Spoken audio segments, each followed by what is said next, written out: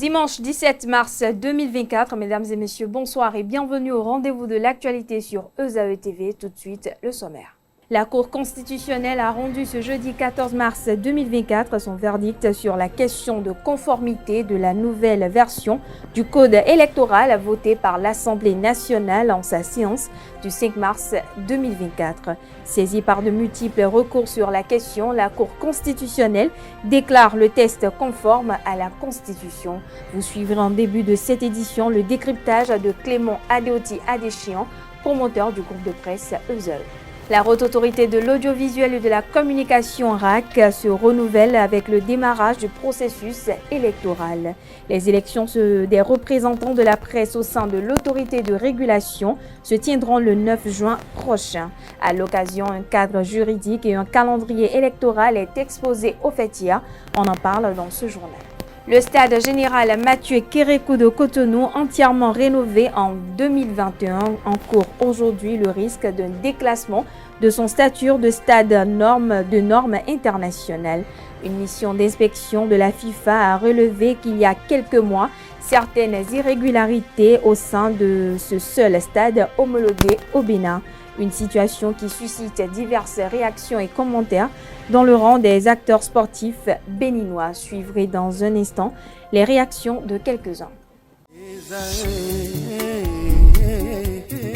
L'École supérieure d'administration, d'économie, de journalisme et des métiers de l'audiovisuel ESAE offre de nouveaux challenges pour l'année universitaire 2023-2024. Étudiantes et étudiants, parents d'élèves nouveaux bacheliers, ESAE, c'est la garantie d'une formation de qualité à des conditions très avantageuses. À Gbedjromede, à Pakpa, à Boumekalavi et Parakou, inscrivez-vous en administration générale, administration du travail et de la sécurité sociale, trésor et finances publiques, impôts, diplomatie et relations internationales, journalisme et métiers de l'audiovisuel, gestion des marchés publics, planification et développement local, sciences économiques, sciences juridiques et toutes les filières des sciences de gestion. ESAE vous offre des bourses, demi-bourses et de réductions pour les premières inscriptions dans toutes ces filières. Waouh! En licence 1, 2 et 3 et en master, bénéficiez jusqu'à 50% de réduction sur tous nos sites. N'est-ce pas génial? Infoline. ESAE Gbedjromede, 3e rue à droite en quittant le carrefour Le Jador pour la BIBE Jéricho ou au plus 229 90 93 65 21 98 98 14 00 à Kpakpa au plus 229 52 88 33 33 à Boumekalavi au plus 229 52 88 44 44 Parakou au plus 229 52 46 12 12.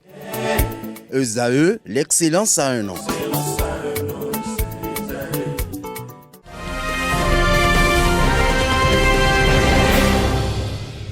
À nouveau, bonsoir, bienvenue dans ce nouveau numéro du JT des JT. On ouvre ce journal par le sujet qui occupe l'actualité depuis quelques semaines. Il s'agit bel et bien de la révision du code électoral. La Cour constitutionnelle a rendu ce jeudi 14 mars 2024 son verdict sur la question de conformité à la Constitution. La loi numéro 2024-13 modifiant et complétant la loi numéro 2019-43 du 15 novembre 2019 portant code électoral en République du Bénin. Saisie par de multiples recours au sujet de la nouvelle version du code électoral voté par l'Assemblée nationale en sa séance du 5 mars 2024, cette décision DCC 24-040 du 14 mars 2024 déclare le texte conforme à la Constitution. Clément Adeoti Adéchian, promoteur du groupe de presse ESAE, s'est prononcé sur le sujet. C'était ce vendredi au cours de l'émission Free Matin de ESAE Télévision. Suivez son décryptage. D'abord, je prends les démocrates, aujourd'hui qui sont la force la plus concurrente que nous remarquons. Alors, si le peuple croit en ce qu'ils font, ben, qui ne s'étonne pas que c'est eux qui auront les 20% partout. Et que s'ils sont victimes réellement des forces politiques en face, c'est peut-être parmi les forces politiques en face qui n'auraient même pas les 20%. Pardon, vous envoyez? Mais il y a des régions, par exemple, où si le président... Un exemple de région? Si le président Yahi Boni met pied et fait totalement sa campagne, il peut ne pas avoir ni le BR, ni l'UPR, ni les deux coalisés, il peut ne pas se retrouver avec 20%. Si vraiment le peuple considère que la loi a été exclusive, a été votée pour exclure les démocrates et que la campagne se fait là-dessus, ne faut pas se réjouir très tôt en pensant que les démocrates vont être exclus du jeu. Au contraire, ça peut leur profiter si tant est que c'est l'intention qui est derrière. Je ne pense pas que ce soit l'intention en fait. Je crois que ça a été fait pour continuer à retrouver des blocs politiques stables sur le plan national. L'opposition avec un grand bloc uni et la mouvance avec deux blocs comme on le voit aujourd'hui. Je crois que ça va être ça. Moi je pense que ça va être ça. Mais qu'ils ne seront pas victimes, ils seront présents partout. Parce que les élections de 2026 ne seront pas comme les précédentes. Les cartes seront rabattues, seront rejouées. Avoir 20%. Si même on fait l'évaluation du dernier vote, c'est rare les circonscriptions électorales où on n'a pas vu les démocrates avoir 10 000 voix, 12 000 voix, et parfois 11 000 voix, même s'ils n'ont pas été députés. Même dans le zoo, ils n'ont presque rien. Mais c'est presque à mano, parfois avec les républicains ou avec l'UPR. Ce n'est pas donné d'avance. C'est plutôt l'UPR et le BR qui auront fort à craindre dans certaines régions. Lesquelles régions, par exemple? Alors, si je prends par exemple la région de Djougou, où il y a des députés, la femme en bonus, ça fait 3. Si les 4 sont rejoués dans cette région, par exemple, je dis une bêtise, que mon frère, ami, confrère Malik Gomina se retrouvait sur une autre liste que le BR. Ni le BR, ni l'UPR n'auront pas 20% dans cette région. C'est un exemple que je donne, par exemple. Alors, ce qui s'est passé à Parakou, Tchaouro, Perere, la dernière fois où les démocrates ont mis au chômage beaucoup de députés légendaires connus dans cette région, je ne veux pas donner de nom. Alors, si les populations de cette région se considèrent victimes de la nouvelle loi, par exemple, ils se mobilisent davantage, ils peuvent ne pas avoir les 20%. Donc que personne ne pense que les 20% c'est fait pour conforter quelqu'un ou pour en éliminer un autre. Ça peut arriver que ça pénalise même les instigateurs. Oui, les instigateurs de cette loi-là. Donc que personne ne croit qu'il a joué, qu'il a gagné sur l'autre. Les suffrages au Bénin sont très très complexes. Et l'électorat béninois, il mange avec toi à midi, vote contre toi à 18h. Donc, on a déjà vu. J'en ai rencontré une dame qui était en train de faire campagne chaudement. Dans notre quartier là-bas, à Figaro, je l'ai vu mais, à 17h. Comment ça va? Je t'ai vu faire campagne chaudement pour tel parti politique. Apparemment, vous allez gagner. Et là, tonton, qui vous a dit ça? Moi, je n'ai pas voté ça. Il dit, mais comment? Je t'ai vu 2 semaines avec les pancartes, les effigies de ce parti. Et il dit, oui, ça c'est pour l'argent. Et donc, vous avez voté? Oui, j'ai voté autre chose. Mais c'est là où j'ai tombé des nuits, quoi. Déjà à 17h avant les résultats. Et c'est là que j'ai compris ce qui risquait d'arriver à Cotonou. Alors, Kémali Otiadéchian, on reste avec vous. Est-ce qu'un accord de gouvernance entre les démocrates et la force que vous pouvez bénéficier ne sera pas fécond? Ça ne va pas prospérer. Pourquoi? Pour une raison simple. Déjà, les deux ne s'entendent pas. Du coup, FCB n'a jamais joué franc-jeu comme si c'était un parti de l'opposition. Alors, je ne les vois pas aujourd'hui parce qu'il y a difficulté. Mais ils clament toujours. Ils clament qu'ils sont toujours de l'opposition. Oui. C'est bon pour ceux qui n'ont pas été à l'école. Mais pour ceux qui ont étudié, on sait très bien que ils ne sont pas de l'opposition. Mon ami n'a pas joué franc-jeu jusqu'au bout, à ce niveau. Alors, ceci dit, même remettons-le comme parti de l'opposition, FCBE. La loi dit encore, subtilement, nos amis de la mouvance ont encore réglé le problème à ce niveau, que pour pouvoir s'asseoir sur la table des négociations, il faut 2 conditions. La première, il faut l'avoir dénoncé déjà à la Sénat, avant même d'aller aux élections. La deuxième, il faut avoir 10% sur le plan national. Et vous voyez FCB incapable d'obtenir 10% au plan national? De 2 choses l'une. Si les démocrates réussissent à avoir plus de 10% sur le plan national, c'est-à-dire les 15% évoqués par la loi actuellement, les démocrates et les 20%. Non. Sur le plan national, il faut 15% pour valider son suffrage et 20% sur le plan de la circonscription. Alors, si les démocrates réussissent à avoir les 15%, les FCB n'en auront pas. Parce que au moins ils ont la malchance pour ce qui est de l'électorat essentiel aujourd'hui, là où ils ont eu des maires et tout ça, de partager l'électorat du président Boliaï. Parce qu'il n'était pas dans le jeu en ce moment. Maintenant qu'il est dans le jeu, c'est possible. S'il est dans possible. le jeu, je ne sais pas par où les FCBE pourraient avoir 10%. Je me souviens d'Adrien Ongbedi, un grand homme politique que je respecte beaucoup, quand même, qui avait balayé comme un séisme. Tout le Bénin. Pas tout le Bénin, toute la région de Lomé, Sémé, Agégué, Adiara, Avrankou, Porte-Nouveau, mais pourtant n'avait pas eu 10%. Alors vous imaginez que le FCBE pourrait l'avoir. Si il l'avait, c'est que les démocratiques ne l'auraient pas. Et moi, comme je pense que les démocratiques vont l'avoir, au vu de l'expérience, ils ont quand même 28 députés. 28 députés, c'est pas rien. Et c'est justement en se calquant sur les 28 députés des démocrates, et heureusement du BR qui n'avait que ça aussi en ce moment à l'Assemblée, que le calcul a été fait de sorte qu'avec 28 députés, on puisse parrainer. C'est pourquoi ils se donnent le droit de parrainer actuellement. Ils veulent décider de qui va être les prochains candidats. Il est évident que la barre des 20% de suffrages à obtenir par circonscription électorale législative pour lever les sièges à l'Assemblée nationale ne va pas être facile à franchir. Mais c'est un défi commun qui crée la saine émulation dans les chapelles politiques. Une invite à de grands ensembles capables de mouiller le maillot dans toutes les contrées du Bénin. C'est l'opinion de Jules Léandre Kriti, chroniqueur politique. Suivez ses propos au micro de Canal 3 Bénin. Dans les circonscriptions électorales, il faut désormais aller à 20% des suffrages exprimés pour être éligible au partage des sièges. Première conclusion à ce niveau. Ça veut dire qu'on demande à tous les partis politiques aujourd'hui de ne plus passer une seule journée à dormir. Il faut batailler dur, faire de la mobilisation dans tous les retranchements du Bénin, du territoire, aller chercher les meilleurs leaders, ceux qui parlent, on les écoute dans chaque contrée, faire des positionnements conséquents pour que dans la joute électorale, on puisse l'emporter. Et l'emporter à ce degré. Aucun député du parti Les Démocrates, par exemple, ne pourra, même s'il constatait, il se rendait compte que le candidat à l'élection présidentielle choisi par les démocrates, sa tête ne lui plaît pas, il ne pourra jamais aller donner son parrainage au candidat choisi par un parti de la mouvance présidentielle. On ne pourra même pas débaucher donc un parrain du parti des démocrates.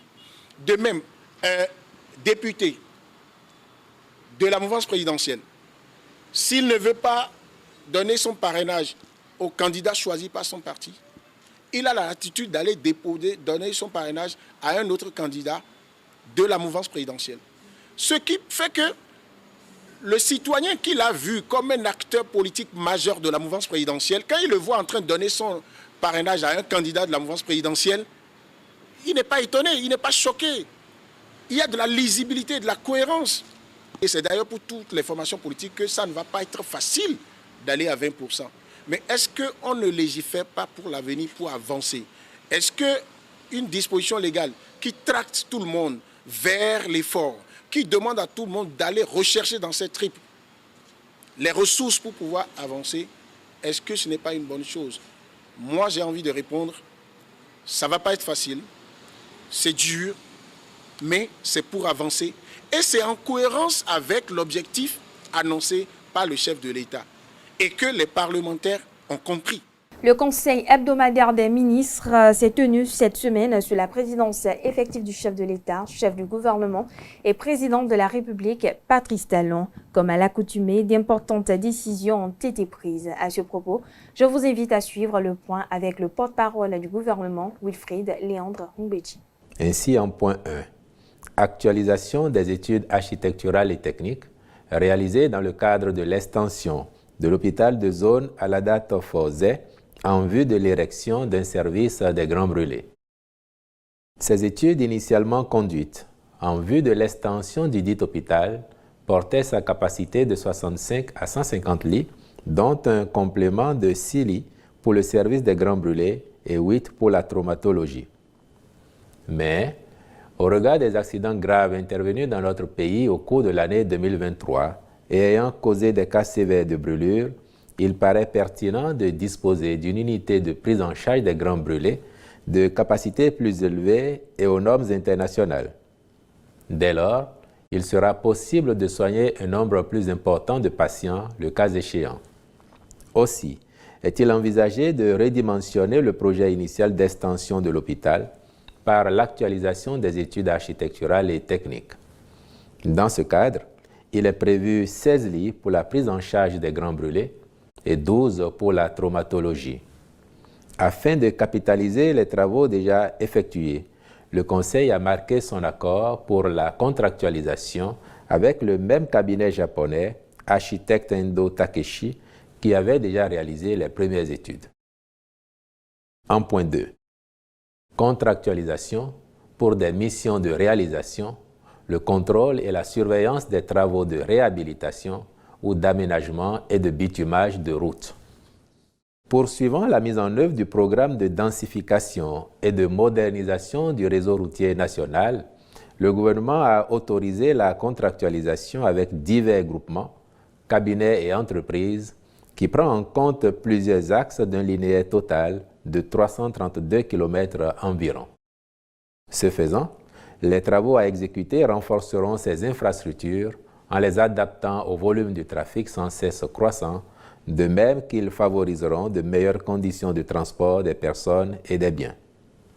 Sont concernés par ce programme l'aménagement et le bitumage des routes Dogbo-Lalo, 21 km, Adjaha-Atiémé, y compris ses bretelles, 70 km, Penesulu-Alédio-Séméré et la bretelle Alédio-Akaradé, frontière du Togo, 50 km, Kilibo-Wessé, 25 km, Tanguieta-Kobli, 36 km 85 et Tiélé-Materi, 17 km 75, ainsi que la voie d'accès à la caserne militaire d'Alada pour 4 km 941.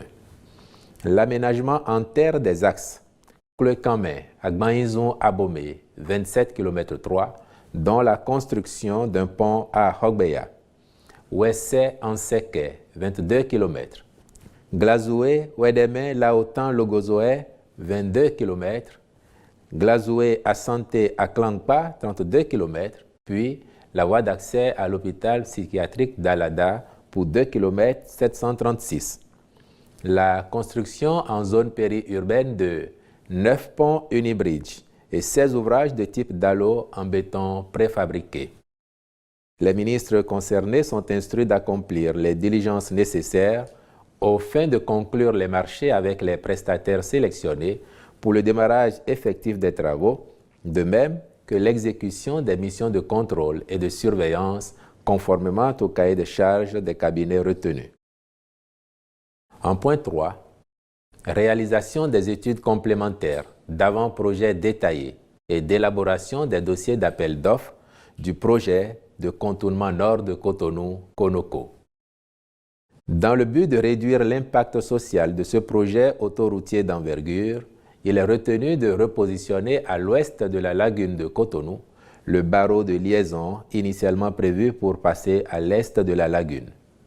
De plus, la prise en compte des nouveaux pôles de développement économique projetés dans la ville d'Abomey-Calavi a amené le gouvernement à faire le choix de prolonger l'axe principal du contournement jusqu'à la localité d'Akasato, alors que la limite initiale du projet était le carrefour de Kota. Malgré ce prolongement d'itinéraire, ce carrefour sera relié à l'autoroute par une bretelle. C'est pourquoi il est apparu nécessaire d'actualiser les études du projet en conformité avec ce tracé.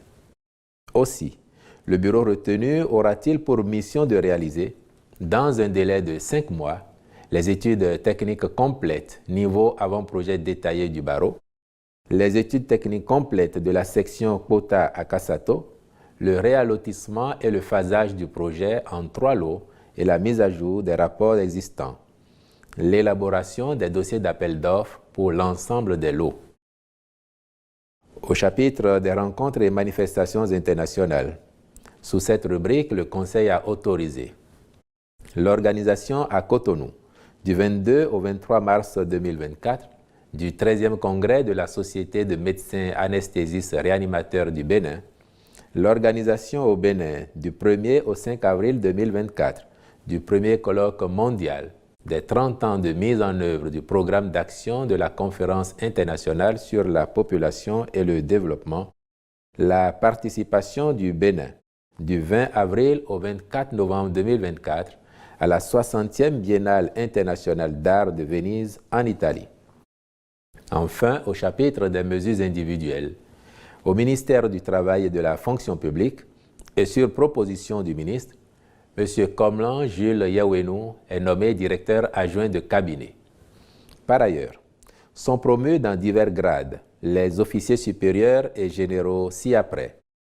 Au ministère de la Défense nationale, général de division pour compter du 1er mars 2024, général de brigade Fructueux Candide Ahodeong Bagidi, général de division aérienne pour compter du 1er mars 2024, général de brigade aérienne Bertin Bada, général de division pour compter du 1er avril 2024, général de brigade Abou Issa, contre-amiral pour compter du 1er avril 2024, capitaine de vaisseau-major Fernand Maxime Aoyo, général de brigade pour compter du 1er avril 2024, colonel-major Abdul Baki Sani Bachabi.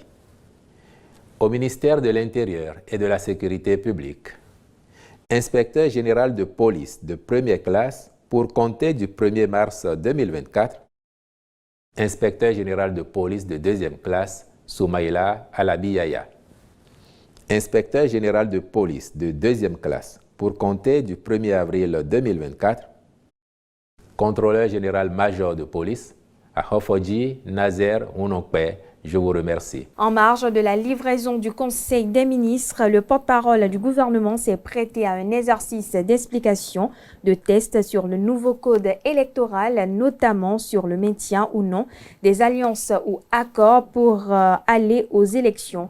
Écoutons les clarifications données par le porte-parole du gouvernement.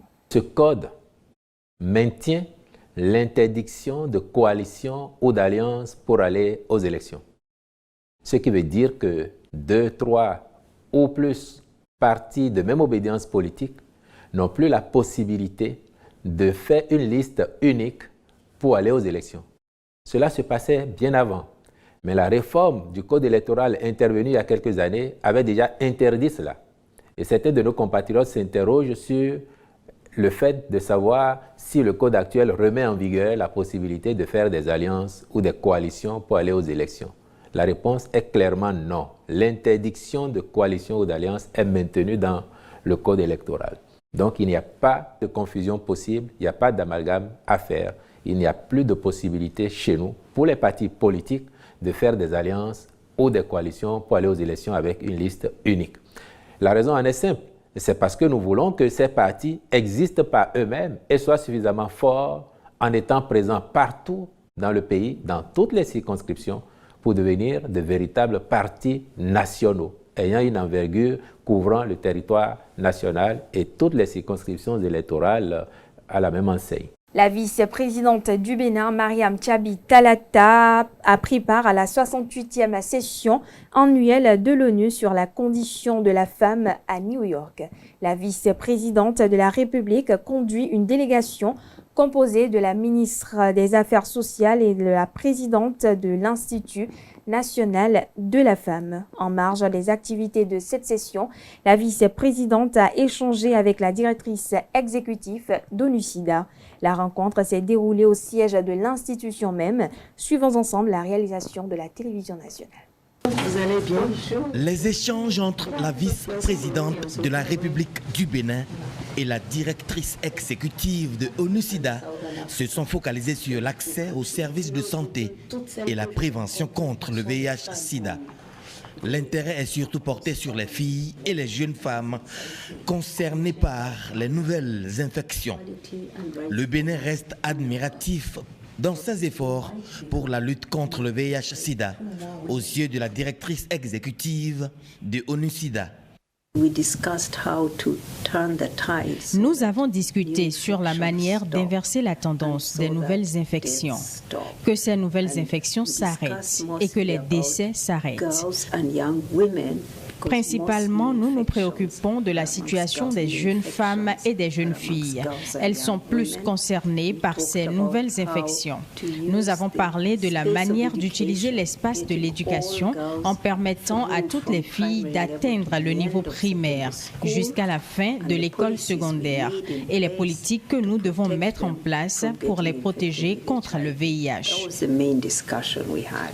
Je suis très contente de vous savoir à ce niveau de responsabilité et ça nous honore et ça nous remplit de joie et ça nous amène à nous dire qu'un autre monde, un monde de justice, d'égalité, d'équité est en train de naître pour la grande institution qu'est l'ONU, pour tout ce qui se fait dans différents domaines dans notre pays, pour tout l'accompagnement dont nous bénéficions de la part donc de cette institution en ce qui concerne la population avec le FUNAP, en ce qui concerne les jeunes avec l'UNICEF et puis beaucoup d'autres institutions de l'ONU.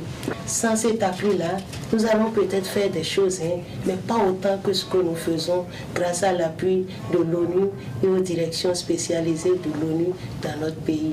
Nous vous remercions au nom du peuple béninois, au nom du chef de l'État que je représente ici, pour tous ces efforts-là. La directrice exécutive de ONU-SIDA annonce sa prochaine visite au Bénin pour soutenir une nouvelle initiative lancée dans le pays. Les promoteurs de médias en ligne se sont réunis le samedi 9 mars 2024 à Cotonou pour la tenue de l'Assemblée générale constitutive de l'Union nationale des médias en ligne au Bénin, UNAMEL Bénin, devant les instances fêtières de la presse. À l'issue des travaux, Barnabas Orukuma a été élu président d'un bureau exécutif composé de 9 membres. Le désormais président de l'UNAMEL Bénin s'est adressé aux promoteurs des professionnels des médias en ligne. Suivez ses propos au micro de ESAE TV. Dans un monde où le besoin de s'informer devient de plus en plus pressant face à la révolution numérique qui s'opère de manière exponentielle sous nos yeux, il n'est un secret pour personne que l'adaptation est plus qu'une nécessité. C'est ce que vous et moi avions compris en choisissant de faire rapprocher l'information le plus proche possible des populations où qu'elles se trouvent. Et aujourd'hui, les médias en ligne constituent incontestablement une des sources les plus adulées en matière d'information, de sorte que, par effet de contamination, les canaux classiques qui ont longtemps gardé le monopole de l'information se voient obligés de migrer vers le numérique pour rester présents dans ce siècle où le progrès technologique se fait à la vitesse de la lumière. Mesdames et messieurs, vous êtes conscients que pour notre survie dans cet univers des médias en ligne dans lequel on assiste à toutes sortes de dérives qui ternissent l'image de ce digne métier que nous avons choisi d'exercer, nous unir était plus qu'un impératif. Alors, j'ose croire que nous avons déjà posé le pas le plus difficile, celui de mettre de côté nos égos et conjuguer nos efforts afin de faire de nos faiblesses des forces. Vous n'êtes pas sans savoir qu'une chose est de se mettre ensemble, mais qu'une autre est de rester toujours ensemble, surtout quand souffleront les vents les plus impétueux inhérents à la vie de toute association. Je ne perds pas espoir de ce que chacun de nous est bien armé pour faire passer l'intérêt général avant le sien. Restons soudés pour avancer car, comme le dit un adage de chez nous, l'oiseau n'est grand que dans son plumage. Mesdames et messieurs, l'heure n'est pas au beau discours. C'est plutôt le moment de passer à l'action, car le chantier qui nous attend est vaste et nécessite la force des uns et des autres. C'est le moment de donner à notre union la place qui est la sienne dans le landerneau des associations des professionnels des médias au Bénin. Ce qui est possible si nous nous serrons les coudes. Raison pour laquelle j'ai proposé dans mon projet de cette mandature 3 grandes orientations que sont l'institution de secrétariat exécutif et l'engrenage institutionnel des médias en ligne. L'autre pilier, c'est la contribution à la professionnalisation et à une meilleure organisation de la presse en ligne au Bénin. Et le dernier pilier, c'est le développement de l'esprit associatif et l'élargissement de la communauté. Nous allons œuvrer à amener les autres médias en ligne opérant dans l'illégalité à se mettre au pas afin de rejoindre l'Union, seul creuset qui détient la crédibilité et la légitimité de défendre leurs intérêts auprès des instances de la République. Toucher plus de gens pour que grandisse l'Union est un combat de tous les jours car il n'a de richesse que d'hommes. D'ores et déjà, je compte sur la contribution de chacun et de tous pour marquer d'une pierre blanche ce mandat qui s'ouvre ce jour. Je l'annonce au sommaire de cette édition, la Haute Autorité de l'Audiovisuel et de la Communication HAC se renouvelle avec le démarrage du processus électoral. Les élections des représentants de la presse au sein de l'autorité de régulation se tiendront le 9 juin prochain.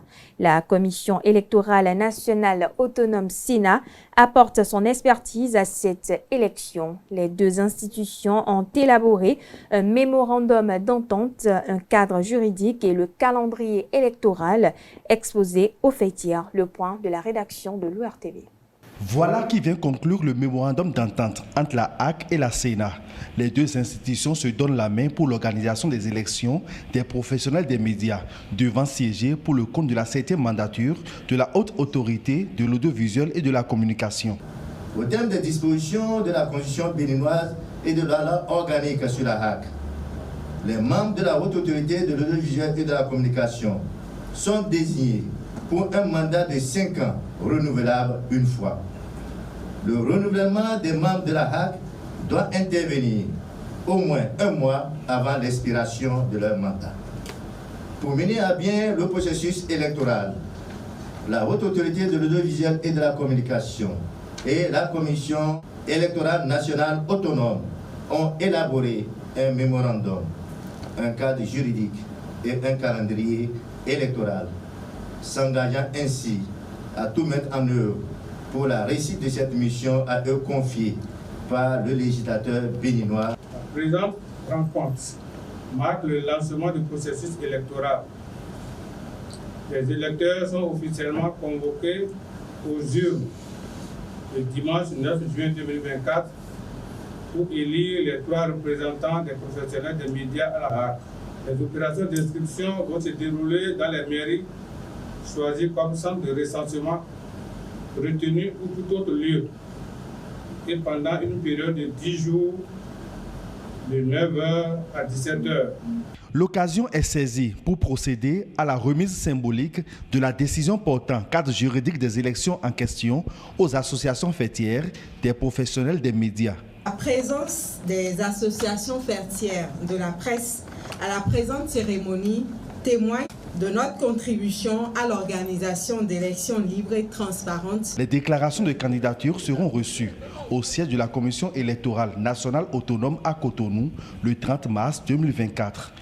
Cette édition se poursuit. La mairie de Cotonou, sous le parrainage de la 3e adjointe au maire Françoise Irène Béanzin, a célébré les femmes de la municipalité de Cotonou dans le cadre de la Journée internationale des droits de la femme. Le vendredi 8 mars 2024, à l'occasion, les femmes ont reçu une communication de la présidente de l'Institut national de la femme, Huguette Bokwe-Nyankadja. Le reportage est signé ESAE-TV.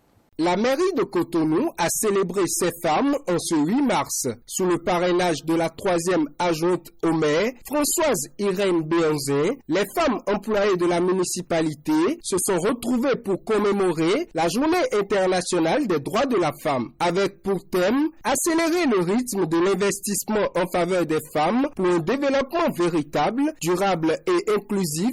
Une communication de la présidente de l'Institut national de la femme a marqué la célébration. Avec elle, nous avons fait justement un exercice qui sort un peu de l'ordinaire des communications, des discours. Nous avons parlé entre femmes.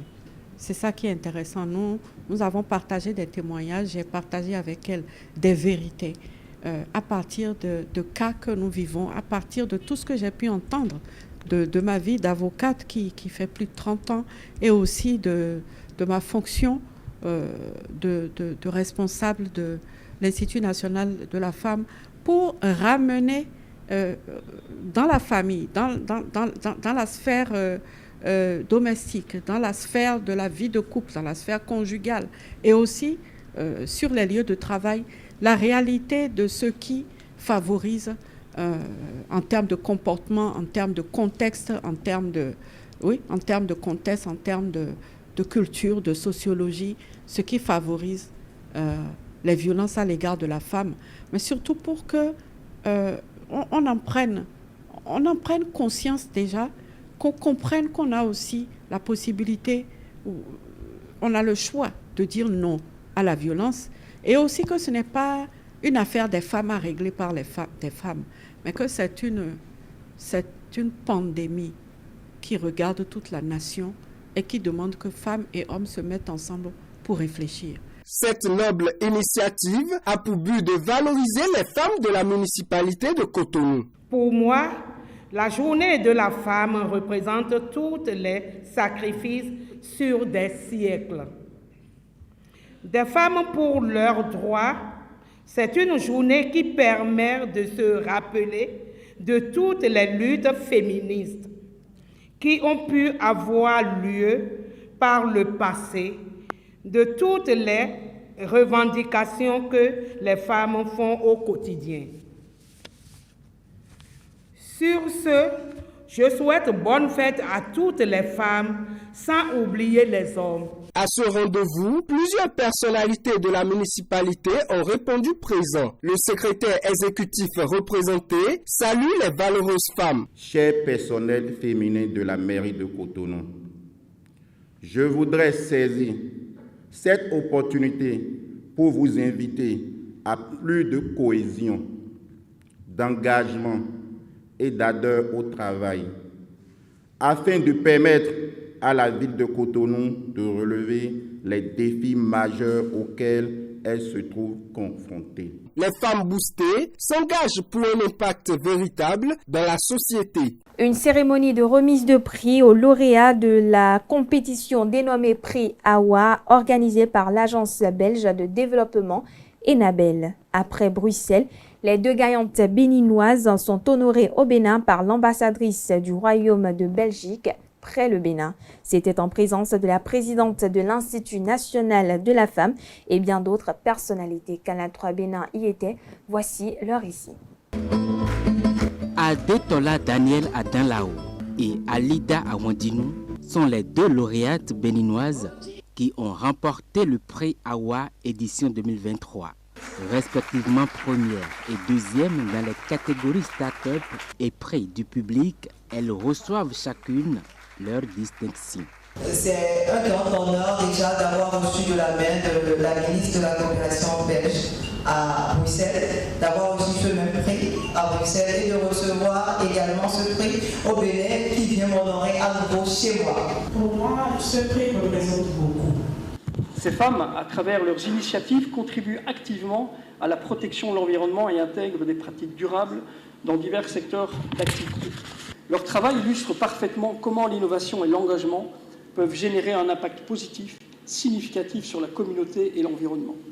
Le prix AWA est une compétition organisée par Enabel qui met en lumière les entrepreneurs issus des pays d'intervention de la coopération belge et leurs projets. Pour l'édition 2023, le prix récompense les femmes entrepreneurs actrices de l'économie verte et circulaire. Pour la coopération belge au développement, promouvoir l'entrepreneuriat féminin est à la fois un levier important d'investissement en faveur des femmes, mais aussi un moyen sûr pour atteindre les objectifs de développement durable. La progression des femmes est en effet synonyme de progrès pour tout le monde, car les études montrent que la quasi-totalité des revenus générés par les femmes sont réinvestis directement dans leur famille, dans l'éducation des enfants, dans leur communauté et partant dans l'ensemble de la société. C'est avec cette vision que le prix AWA a été lancé donc en 2022, comme on l'a dit, par Enabel, en collaboration avec BioInvest, la société belge d'investissement dans les pays en développement, à l'initiative donc de notre ministre de la Coopération au développement. Les idées de nos lauréats sont novatrices. Le retour au bio dans notre système immunitaire, quoi de plus salutaire pour notre santé. J'avais besoin de me désintoxiquer. Madame Awandinou, vous m'offrez l'occasion de le faire. Avec les couches à base de fibres de bananier, voilà nos enfants au naturel, dans leur état le plus naturel. Votre créativité concourt à renforcer la résilience de notre économie. Si vous êtes entrepreneur dans les industries culturelles et créatives, le prix AWA édition 2024 s'ouvre à vous. Inscrivez-vous et tentez de remporter un coaching, des formations personnalisées, un appui technique et surtout l'accès à un réseau international d'entrepreneurs. Et puis on parle santé à présent. La journée du 11 mars a été marquée par la journée mondiale du rein. Les reins sont de petits organes en forme de haricots qui se trouvent au niveau de l'abdomen. Ces derniers se chargent du nettoyage des déchets qui se trouvent dans l'organisme. Pour comprendre davantage l'importance du rein et le calvaire de ceux qui souffrent des maladies rénales, une équipe de la rédaction de Canal 3 Bénin est allée au contact des victimes de cette maladie. Suivez leur compte rendu.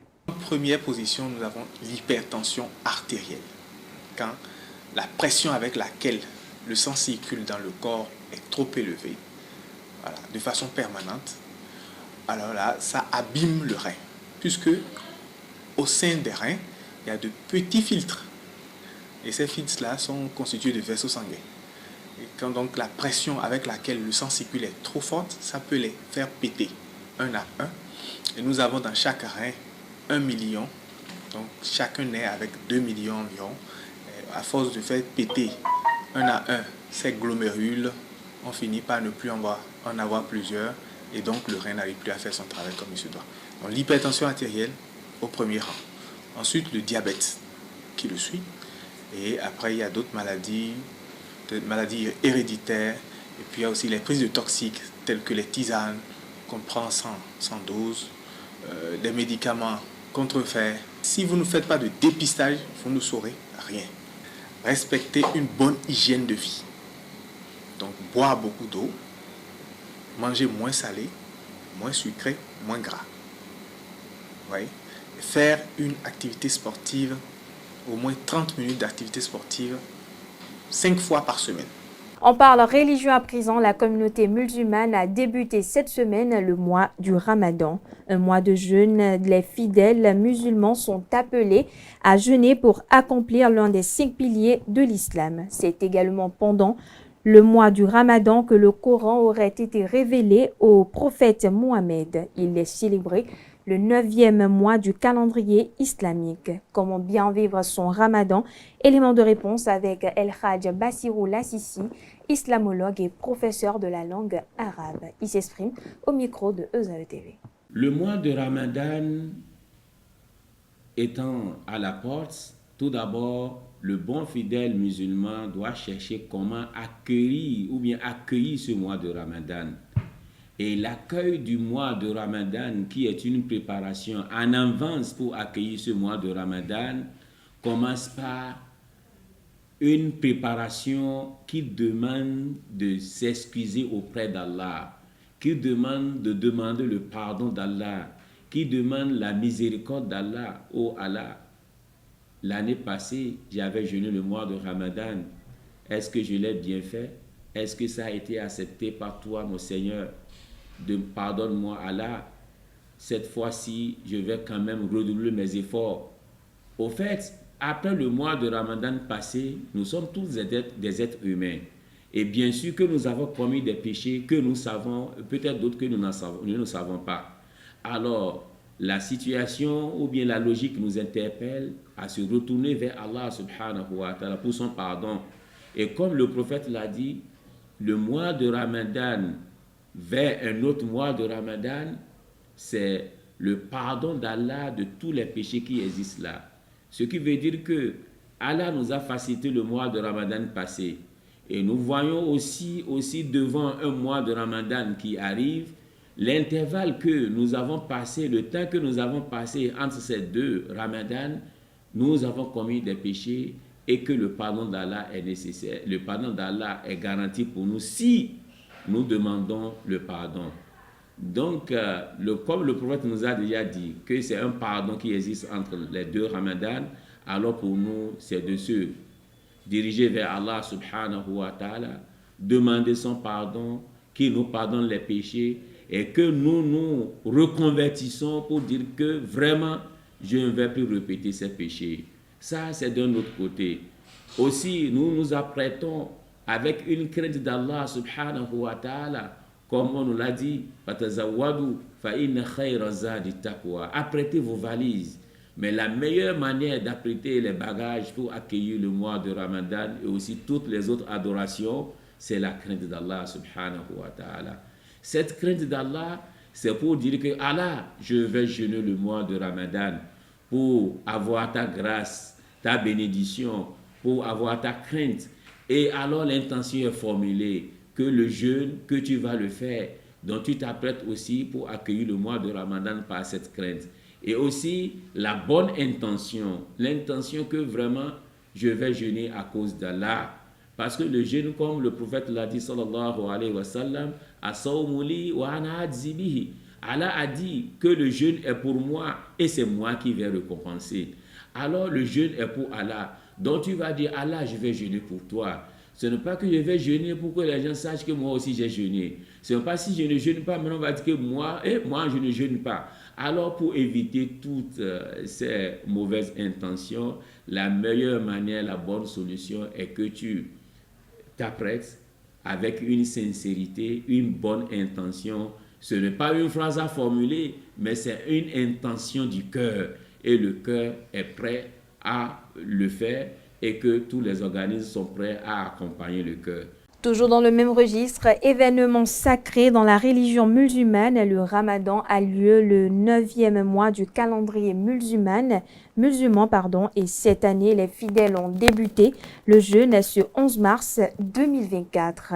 Ils décrivent l'ambiance qui a prévalu au moment d'entrer dans ce mois sacré. Suivez les propos de quelques fidèles au micro de EZAE TV.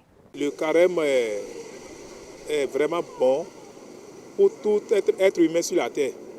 Aujourd'hui, les frères musulmans ont démarré leur carême.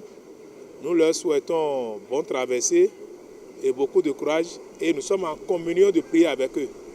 Et eux aussi n'ont qu'à essayer de prier pour nous et surtout prier pour la nation béninoise.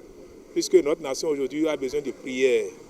Sincèrement, nous leur souhaitons beaucoup de bonne traversée et beaucoup de courage. Ils n'ont qu'à essayer de faire la prière comme il le faut. Et vraiment, je leur souhaite bon vent. Je leur souhaite vraiment bon carême. Que les chrétiens aussi soient en carême. Parce que bientôt la fête de Pâques. Et je me demande comment se fait-il que les deux carèmes se coïncident. Pour l'année passée même, les deux se sont démarrés au même moment. L'autre aujourd'hui, l'autre demain. Bon, pour cette fois-ci, il y a un peu de décalage. Donc, et bon carême à tous les musulmans et à tous les chrétiens. Les carèmes ont débuté aujourd'hui et nous ne sommes qu'au début, comme on le dit, du carême. Mais nous sentons déjà quand même qu'il y a quelque chose qui se passe. Parce que nos frères musulmans que nous choyons un peu à travers la ville avec qui nous nous frottons, nous sentons déjà que c'est des gens qui sont déjà engagés pour un truc du genre. Et nous ne faisons que leur dire, prions à ce que ça les accompagne. C'est un engagement et face à leur Dieu. Et nous autres qui ne sommes pas musulmans, nous prions pour que ces 40 jours leur soient bénéfiques. Prier en groupe, c'est compris, c'est conseillé. Donc multiplier les prières et les bonnes œuvres. Donc, et on va prier aussi pour le gouvernement, notre État, pour qu'il fasse de bonnes choses aussi. Et que Dieu les accompagne, et que Dieu les éclaire, nos dirigeants, donc pour qu'ils fassent du bien. Souvent, quand nous avons, est-ce que c'est ce que nous remarquons? Dès qu'on nous dit qu'il y a carême, il y a flambé des prix. Tout le temps.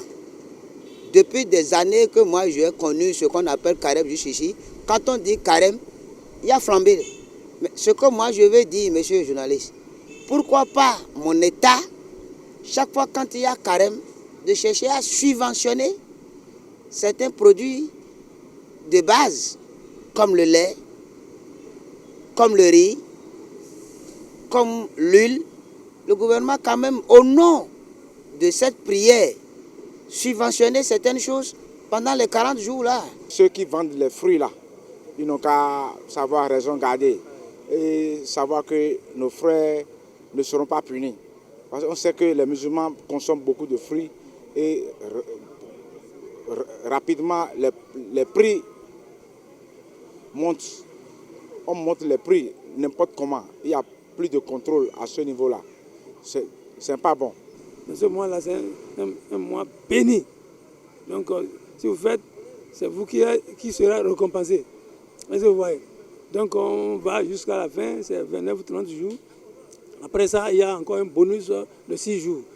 Et ça, là, c'est facultatif. Au Sénégal, le Conseil constitutionnel a rejeté la date du 2 juin pour la tenue de la présidentielle, laquelle élection se tiendra le 24 mars prochain. Interrogé sur la question de l'effectivité de l'élection présidentielle au Sénégal, Morgan Assogba, consultant en géopolitique, apprécie cette décision du Conseil constitutionnel. Il s'exprime au micro de ESAE TV. Depuis le début, nous sommes dans une situation assez complexe. Une situation complexe, pourquoi? Parce qu'elle met en relief les objectifs sincères et essentiels de l'organisation d'une élection. Vous savez, lorsqu'on organise une élection, c'est pour organiser la transition politique de la façon la plus constructive. Et pour qu'une élection porte des résultats de cette envergure, il est nécessaire qu'il y ait inclusivité, qu'il y ait transparence et qu'il y ait certainement objectivité dans le processus, qu'il n'y ait pas de situation irrégulière de nature à entacher la qualité du résultat. Et nous sommes ici dans une situation complexe. Pourquoi? Parce que il y a tellement d'éléments aujourd'hui qui pourraient être servis de base de contestation ou de contentieux post-électoral. Et c'est ça qui remet en cause tout l'effort qui est fourni lorsqu'on voit que le Conseil constitutionnel recommande que les élections soient organisées dans les meilleurs délais. C'était sa première disposition. Et lorsqu'on s'appesantit sur la notion de meilleurs délais, on voit derrière cette notion le souci de faire en sorte que toute question de crédibilité soit réglée, à savoir le caractère inclusif des élections, le caractère transparent des élections et surtout la faisabilité de façon constructive pour qu'il n'y ait pas de contestation. Mais aujourd'hui, compte tenu du fait que nous allons assister à des élections qui seront organisées le 24 mars, qui laissent techniquement à peine 13 jours de campagne, alors qu'initialement on parle d'au moins 21 jours de campagne, qui a vu certains acteurs politiques entamer déjà les campagnes même lorsqu'on avait dit que les élections n'auraient pas lieu. On se retrouve aussi dans une situation où le Conseil constitutionnel avait prêté des intentions de fraude et de corruption à ce Conseil-là, intentions qui n'ont pas été réglées. Donc il y a tout un melting pot dans cette situation qui fait que, quelles que soient les élections qui seront organisées, et ce ne serait pas étonnant de se retrouver à faire face à plusieurs situations de crise post-électorale. Je l'annonçais à l'entame de cette édition, le stade général Mathieu Kérékou de Cotonou, entièrement rénové en 2021, encourt aujourd'hui le risque d'un déclassement de son statut de stade de normes internationales. Une mission d'inspection de la FIFA a relevé il y a quelques mois certaines irrégularités au sein du seul stade homologué au Bénin, lesquelles irrégularités ne sont pas corrigées avant le mois de juin 2024, le Bénin recevoir ses 2 matchs de juin à l'extérieur. Une situation qui laisse couler beaucoup d'encre et de salive dans le rang des acteurs sportifs béninois. Une équipe de la rédaction de Canal 3 Bénin est allée à leur rencontre. Voici leurs propos. Nous étions en 2021 quand le stade général Mathieu Kérékou de Cotonou a été entièrement rénové à hauteur de 13 milliards de francs CFA. Cette réhabilitation a valu à l'infrastructure une homologation des instances internationales du football, notamment la FIFA. Mais 2 ans après, au regard de certaines irrégularités, la Confédération africaine de football a demandé au Bénin, en juillet 2023, de procéder à de nouveaux travaux de remise à niveau. Les griefs de l'institution portent entre autres sur l'entretien du gazon naturel. Même quand vous faites un tour sur le stade, même vous voyez déjà l'état de la pelouse, elle est déjà dans une dégradation tellement avancée. Du coup, ce ne sont pas des conditions réunies pour abriter les matchs internationaux. Quand vous voyez même les vestiaires, la tribune, il y a quand même assez de choses, la zone mixte, il y a quand même beaucoup de choses qui ne sont pas quand même dans les normes réglementaires pour que ce stade puisse abriter ces genres de rencontres. Moi, je m'attaque directement au directeur du stade, parce que ça lui revient de contre la gestion du stade de l'Amitié. Donc la pelouse, les sièges, c'est à ses charges, c'est à lui de vérifier tout ça, c'est à lui de veiller au maintien du stade de l'Amitié. Si aujourd'hui le stade se trouve dans son état de dégradation avancée, je crois que ça lui revient de répondre à ce sujet-là. Ça me fait marrer un peu, mais bon, je me dis après que c'est préoccupant. Qu'est-ce qui était réellement fait et pourquoi tous ces trucs-là, toutes ces remarques-là n'avaient pas été faites ou bien, bon voilà, on se disait que bon, il fallait fermer les yeux là-dessus. Je demande des comptes à nos autorités. Qui avait piloté cette affaire-là? Comment ils ont pu faire pour que, aujourd'hui, lorsque vous entrez dans la salle de conférence, la climatisation n'est plus au top? Vous voyez des choses, on se demande qu'est-ce qui s'est passé. Vous n'êtes pas sans savoir qu'à un moment donné, même les sièges donnaient des tickets. Outre l'état de la pelouse, l'équipement dans les vestiaires, les installations médicales, la salle de conférence ainsi que la tribune presse sont aussi des zones qui ne répondent pas aux normes requises pour accueillir des matchs internationaux seniors CAF et FIFA. Face à ces différentes remarques de la CAF, les acteurs se posent maintes questions. Je demande également des comptes à la CAF et la FIFA.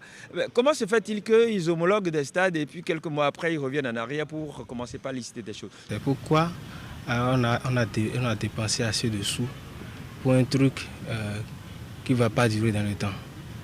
À peine 2 ans, 3 ans, mais voilà l'état de la pelouse et les sanctions, un risque de déclassement du stade. Je me demande, est-ce que vraiment on avait rénové ce stade ou bien on avait fait semblant de rénover? Aujourd'hui, le stade de l'Amitié n'a pratiquement rien. On parle même des choses basiques.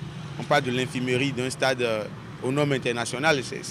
C'est aberrant. Ce n'est pas bien entendre qu'on dise qu'un stade reconnu, un stade aux normes internationales n'est pas d'infirmerie. C'est la moindre des choses.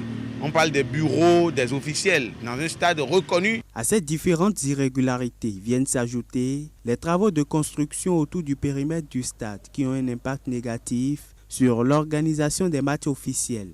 Si rien n'est fait par les autorités béninoises pour mettre le stade aux normes, le Bénin ne pourra donc pas accueillir le Nigeria et l'Afrique du Sud à domicile au mois de juin prochain en vue des 3e et 4e journées des éliminatoires de la Coupe du Monde 2026. On n'a pas le choix. Le Bénin n'est pas un pays à part. Donc on doit vraiment réinvestir, malheureusement. On ne peut pas accepter que nos matchs à domicile, qu'on aille les jouer ailleurs. Je ne sais pas combien de Béninois peuvent se déplacer à Lomé au Togo, au Ghana, au Nigeria ou en Côte d'Ivoire pour aller regarder les matchs de l'équipe nationale. Et si on va recevoir à l'extérieur, c'est qu'il faut débourser de l'argent. Il faut louer. Et donc, s'il faut louer pour ces journées-là à l'extérieur, autant sortir l'argent qu'il faut pour finir ce qui doit l'être et pouvoir permettre au Bénin de jouer ces matchs-là à domicile parce qu'on a souvent ou toujours besoin de son public. Dès que le gouvernement va refaire encore tout le travail pour que le stade soit aux normes internationales, je crois qu'on doit taper le poing sur la table et désormais le directeur, bien la structure qui a le stade en charge doit veiller à ce que le stade soit toujours aux normes. Si dans les tribunes on remarque que les anciens sièges sont presque tous enlevés pour être remplacés, les attentes des uns et des autres vis-à-vis du gouvernement à travers le ministère des Sports sont multiples.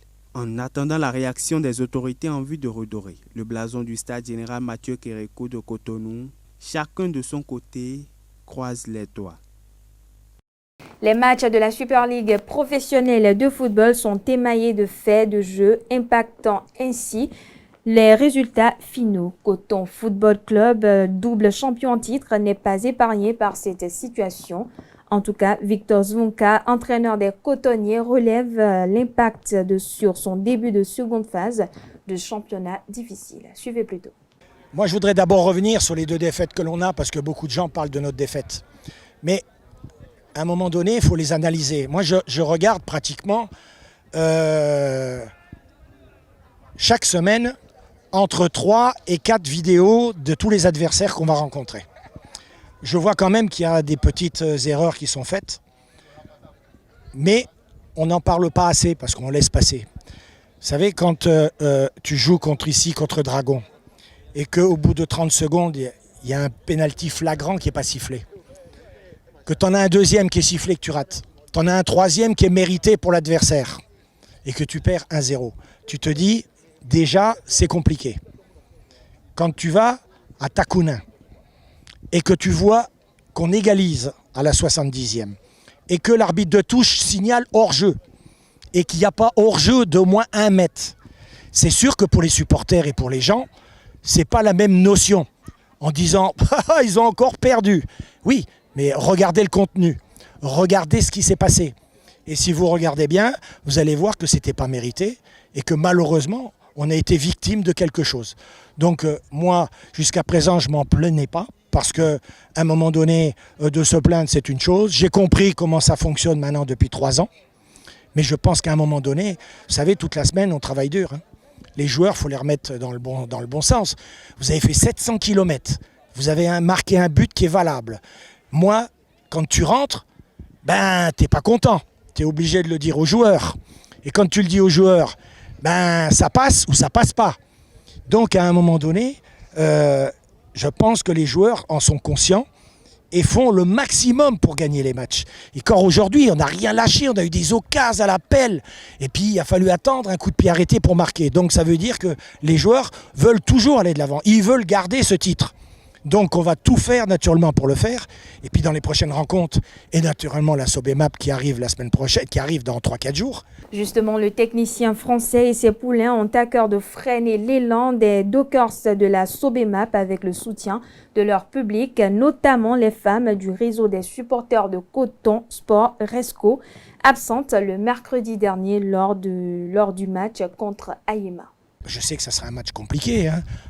Tous les matchs sont compliqués. Vous voyez, ce soir, c'était pas facile. Hein. Donc, tu vas rencontrer la Sobemap qui est en tête, qui est dans le peloton de tête, une équipe qui joue bien, une équipe solide. Eh ben, il faudra être à notre meilleur niveau. Et puis, il n'y a qu'une chose qu'on voudra faire, c'est naturellement gagner les 3 points. Ça, moi, je leur tire mon chapeau. Parce qu'elles ont fait quand même 700 km pour venir nous voir, rentrer 700 km. Tu joues 3 jours après. Faut un petit peu comprendre. Elles étaient peut-être fatiguées, elles avaient peut-être aujourd'hui d'autres choses à faire que venir voir un match, parce que bon, à un moment donné, il y a du travail aussi. Et je pense qu'il faut les encourager et leur dire de continuer à venir et que pour le prochain match de dimanche, on les attend avec impatience et puis qu'ils nous aideront à gagner ce match. Les autres affiches de la 8e journée de la Super League Pro se présentent comme suit. Samedi 16 mars, AS Cotonou a reçu Ayema FC au stade René Pleven de Cotonou. Banigansé accueille Dynamo d'Abomey à Banikwara. Le leader Loto Popo se déplace à Niki pour affronter US Cavalier. Son dauphin Dadje sera hôte de AS Takuna. Dimanche, JSP va tenter d'enchaîner face à Requin FC. Espoir FC de Savalou rencontre enfin Damissa. La dernière affiche met aux prises Dragon FC à Aspac au stade Charles de Gaulle de Porto Novo. Et pour finir, toujours dans le même registre, Wushu est une discipline sportive qui souligne collectivement tous les arts martiaux chinois sans distinction particulière de style ou de forme. Cela signifie que les arts martiaux chinois rassemblent une grande variété de pratiques au sein d'une identité historique et culturelle. Mais comment cette discipline a-t-elle vu le jour au Bénin? Élément de réponse avec David Ataï-Guédégbé, trésorier général de la Fédération béninoise de Wushu. Des propos recueillis par ESAE TV.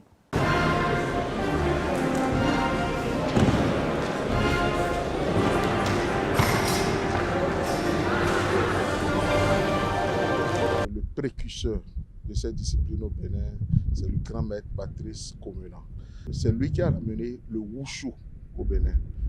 Il faut reconnaître qu'avant ça, il y avait certaines pratiques qu'on appelait karaté kung fu qui n'étaient pas du tout en adéquation avec les réalités chinoises. Et c'est le grand maître qui, étant un pratiquant avéré aussi de ce karaté kung fu, a été en France, après en Allemagne, et est revenu avec le kung fu wushu. Le kung fu wushu qui veut dire le wushu excellent. Le kung fu c'est un adjectif, le wushu c'est le mot, c'est la discipline. Donc quand on dit kung fu, c'est comme vous devant moi, vous avez le kung fu en journaliste. Donc vous êtes un excellent, vous avez l'excellent du journalisme, vous avez la maîtrise. Donc le kung fu en réalité c'est juste un adjectif, et le wushu est le nom de l'art martial chinois. Donc c'est le président Patrice Komena qui l'a ramené dans les années 89-90 et l'a propulsé, et de 89-90 jusqu'en 2005 que finalement la Fédération béninoise de Wushu a été créée le 24 décembre 2005. Et ça n'a pas été facile parce que si mes souvenirs sont bons, à la première demande pour installer le bureau fédéral, le ministre d'alors, c'était le ministre Jean-Baptiste Daye, avait opposé un refus, mais après enquête, a finalement ordonné qu'on aille en Assemblée générale. Et donc, on a traversé beaucoup de choses. Et j'étais dans la salle en tant que membre fondateur de cette fédération. Et depuis 2005, nous avons eu toutes les approbations nécessaires, depuis la Fédération internationale de Wushu basée en Chine, jusqu'à passer par la Fédération africaine de Wushu basée en Égypte, jusqu'à passer dans le temps par la Fédération ouest-africaine Union des fédérations ouest-africaines de Wushu. Nous avons eu l'approbation de toutes ces instances et l'instance gouvernementale aussi. Donc nous avons fait notre petit bonhomme de chemin. Et au jour d'aujourd'hui, nous avons participé à 4 championnats du monde. Nous avons participé à 7 championnats d'Afrique. Nous avons participé à 4 championnats ouest-africains. Et nous détenons 238 médailles au total, dont 101 en or. Voilà, chers internautes, ainsi prend fin cette édition. Merci de l'avoir suivi. Merci de votre fidélité. Bonne soirée sur EZAE TV.